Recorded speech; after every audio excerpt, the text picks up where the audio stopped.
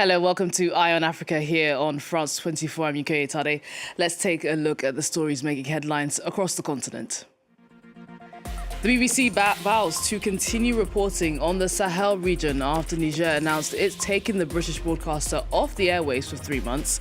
The military junta accusing the BBC of spreading fake news and of undermining morale amongst its troops. Rwanda bids to bring Formula One back to Africa for the first time since 1993. Kigali announcing it's officially submitted a bid to host the race in 2027. And we'll take a closer look at the place of traditional medicine in Senegal as homegrown remedies continue to be the healthcare alternative for millions of people across Africa. It's good to have you with us. The BBC says it will continue reporting on the Sahel region. That vow coming after a decision from authorities in Niger to take the BBC radio off the airwaves for 3 months. The junta in Niger says the British broadcaster is guilty of spreading fake news and of undermining morale amongst its troops. It comes in the wake of the BBC's coverage of jihadist attacks that killed more than 90 Nigerian soldiers and 40 civilians in 2 villages near the border with Burkina Faso. BBC now joins a slew of international news outlets to have been hit with a ban, a list which includes us here at France 24 and our colleagues at RFI. Take a listen to the official announcement. Sont suspendus sur toute l'étendue du territoire national avec effet immédiat et pour une durée de 3 mois les programmes et supports d'émissions de réception de la chaîne British Broadcasting Corporation BBC relayée par les chaînes locales RM, Saraounia et Anfani. BBC diffuse des informations erronées tendant à déstabiliser la quiétude sociale et à saper le moral des troupes. Authorities in DRC say justice has already been served after Amnesty International called on the government to launch a probe into senior army officials over their alleged role in a massacre of protesters last year. It comes after Amnesty International accused the government of playing down the death toll and blamed victims for the bloodshed. France 24's Emmett Livingstone reports now from Kinshasa. It was one of the worst massacres committed by state forces in Congo in recent memory. On the 30th of August last year, an elite army unit killed over 50 members of a religious sect who had been planning a protest against the unpopular UN peacekeeping mission in eastern Congo. The massacre was widely condemned, and Congolese military authorities brought several officers to trial. 4 were subsequently convicted of murder. But senior army officers were never brought to justice. This week, Amnesty International published the results of a sweeping investigation into the massacre. It found that high-ranking army figures, such as the former military governor of North Kivu province, Constant Ndima, bear responsibility and should be brought to justice. The Congolese government, however, stands by the decision of its own court system. On this issue, an answer has been given. The responsibilities have been established, the convictions have been made, there is an appeal pending. I think we have to stick to that. Amnesty International said that the Congolese military court case was rushed and incomplete. The rights group also found that the army intervened to stop the protest in August 2023 due to a request by the UN peacekeeping mission known as MONUSCO. MONUSCO is deeply unpopular in eastern Congo, where it's viewed as having failed to stop armed groups, and especially the Rwanda-backed M23. The peacekeeping force stated that it played no role in either planning or conducting the operation that led to the massacre, and that it supported investigations into the killing.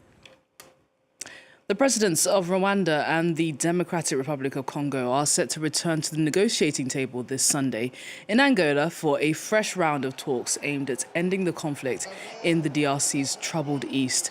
This latest bid to secure peace comes after an August truce that had stabilized the situation on the front line failed, as both sides continue to exchange fire by October.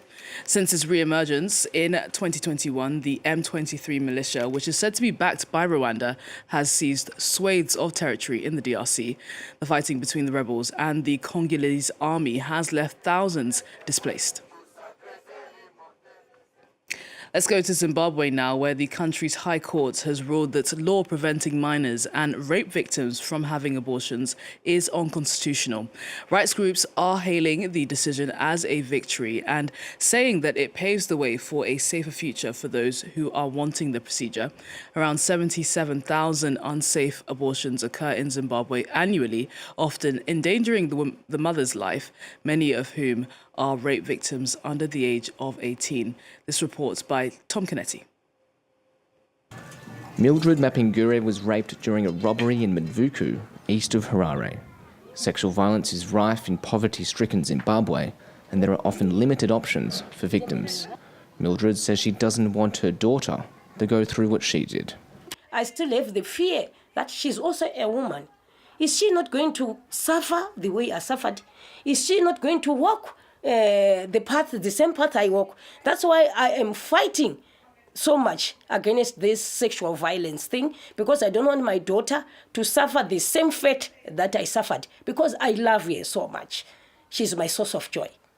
In December, the High Court ruled that restricting access to abortion services for minors and rape survivors is unconstitutional, a plight brought to the courts by the advocacy group Women in Law in Southern Africa. So what then the judgment would do for those people who are victims of sexual violence, including marital rape, it will give them an opportunity, an option to have legal abortion, should they opt to have that. UNICEF reports nearly 1 in 4 girls aged between 10 and 19 become pregnant in Zimbabwe, many of whom are victims of sexual violence and who end up in child marriages, a reflection of an unequal society, according to the Zimbabwean NGO, the Musasa Project. We've had reports, even within our work, where there are reports of child marriage because of issues of lack of income, poverty, things that families are experiencing.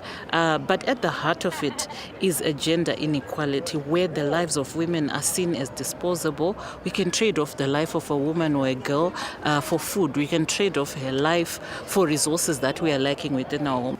There was no opposition to the ruling, but it must still be approved by the Constitutional Court to come into effect. Some sports news now. Rwanda wants to bring Formula One back to the African continent.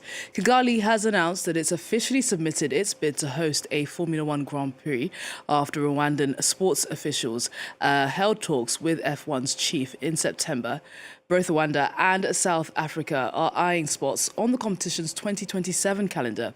If they succeed, it would be the first time F1 was hosted in Africa since 1993. Clemens Waller has the story. Will Formula One racing soon return to Africa?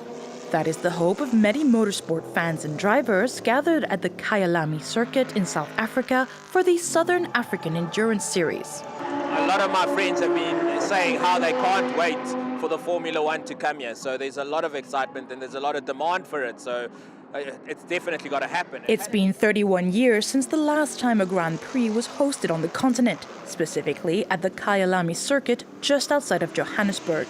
Since then, Africa's biggest racing circuit has made strategic moves to meet the rigorous standards required to host the prestigious motorsport event. However, for some, such as self-taught driver Fikile Holomisa, more must be done to raise awareness about the sport before hosting a race once again. So there needs to be education that motorsport is a sport, and it is part of sport. Sport in South Africa is soccer, cricket, rugby. You know, this is not regarded as a sport. It's something for those that want to ban their cash. Bringing F1 back to Africa has long been a dream of 7-time world champion Lewis Hamilton, who has said that the competition couldn't continue to overlook the continent. We can't keep adding races in any part of the world without ever thinking about Africa. The excuse for not going to Africa is that there are no circuits. In reality, there is one, and maybe we could use that one while other countries adapt. While South Africa's sports minister has said the Kyalami circuit is 90% ready to host and works should be completed for the 2027 season, Rwanda has announced on the 13th of December its official bid to host a race. Now, traditional medicine using natural products continues to be the healthcare alternative for millions of people across Africa. In Dakar, herbal medicine or phytotherapy is used by many therapists to treat various illnesses. Although homegrown remedies are widely practiced, they face significant challenges due to the lack of official recognition, particularly when it comes to the content of the medicines. Caitlin Kelly has been finding out more about the role the medicine plays. Nestled in the heart of the urban jungle is the traditional hospital of Kurmasa. Mamadou Diop finishes a remedy made from boskia, a plant with anti-inflammatory properties. She will inhale this mixture, and depending on her reaction, I can adjust the treatment. Suffering from uterine fibroids, this patient refused the surgery recommended by her doctor, choosing instead to opt for this facility 4 months ago, with treatment that also includes inhalations and foot baths. I suffer from fibrosis, so I used to feel pain from time to time. Now that I've started the treatment, I noticed that the pain has greatly diminished. The patient is monitored here. Based on her reactions, I know that the treatment is not finished yet. This plant-based therapy relies heavily on herbs grown in the hospital's garden. Over 200 species are catalogued there and are used to treat skin conditions, hemorrhoids, and hypertension. There are limits to everything, and we know our limits. For example, if someone is severely injured and truly requires surgery, we won't take on that patient. Although accepted in Senegal, traditional medicine is not officially recognized, and the National Medical Council considers the practice dangerous. If we look at patients suffering from chronic illness, many of them have resorted to taking herbal and traditional medicines. So, like in other countries, the first step to take is to have regulation for this sector. At Sheikh Anta Diop University in Dakar, a laboratory has been dedicated to studying plants. The aim is to develop medications that could be approved by the authorities, a first for Senegal. Plant-based treatments are entirely possible, but it's necessary to conduct all the required research beforehand. Clinical research to demonstrate that the plant is effective, chemical research to identify its composition, and toxicity research to ensure the plant isn't harmful to humans or animals. In 2023, a law was passed to officially catalogue Senegal's medicinal plants, the first step in a journey to more regulated plant-based care. Well, that's it from all of us on the Eye on Africa team. Thanks so much for your company, and do stay tuned. There's plenty more to come here on France 24.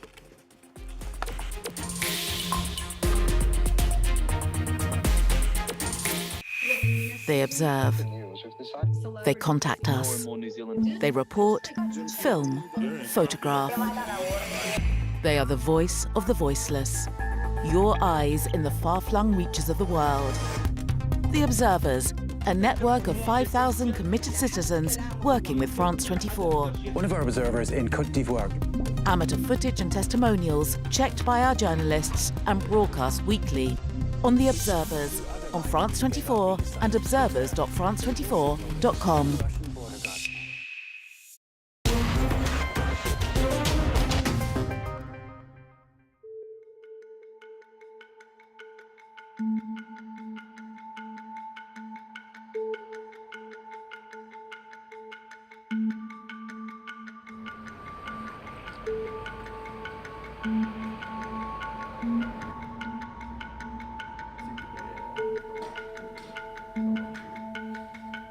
Det som utmärker nu, det är väl att det har, alltså den här ökningen, ska man säga, att konflikter som aldrig tar slut utan de utökas.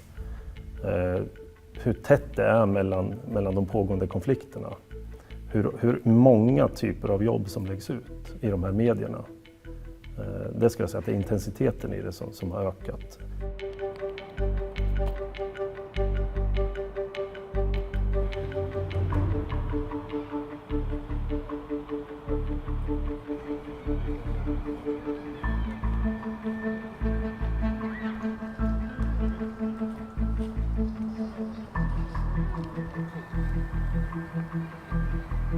De som gör det nu för tiden, de är bara här för pengarna. De vet att det är bra pengar, så det är därför de hamnar i det här. Min mamma pratar mycket om det för hon har ju TikTok och det är ju mycket nyheter på TikTok som gäller kriminalitet. Så varje gång hon ser det hon skickar till mig och hon blir så här, var försiktig när du är ute så inget händer. Så det, ja.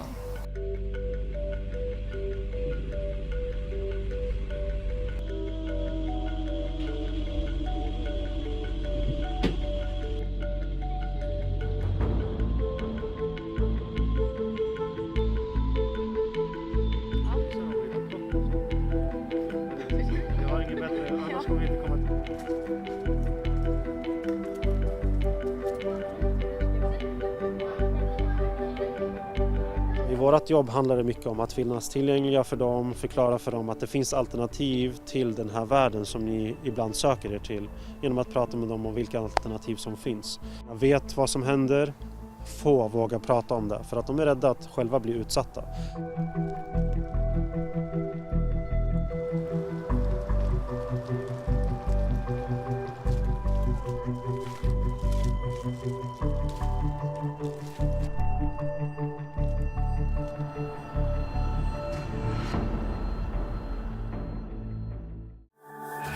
The history of our world is ever-changing. The flow of information is constantly increasing. We cover all subjects. We verify. We commit.